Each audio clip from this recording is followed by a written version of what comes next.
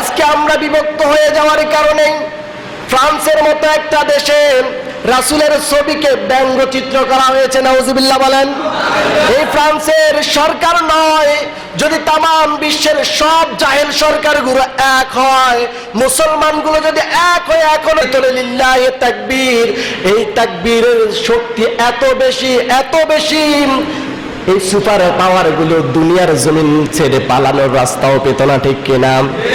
আজকে আমরাই তাদেরকে স্পেস দিয়ে দিয়েছি, জায়গা দিয়ে দিয়েছি, যার কারণে তারা এসে জায়গা নেয় আর দখল করে, ঠিক কিনা?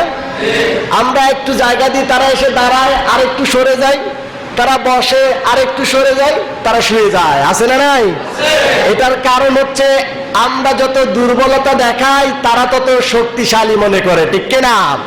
যত বড় শক্তিশালী হও না কেন, আল্লাহু আকবার ধ্বনি যাদের অন্তরে গেঁথে গেছে তাদের সাথে বিশ্বের কোন সুপার পাওয়ার কাজে আসে না, ঠিক কিনা?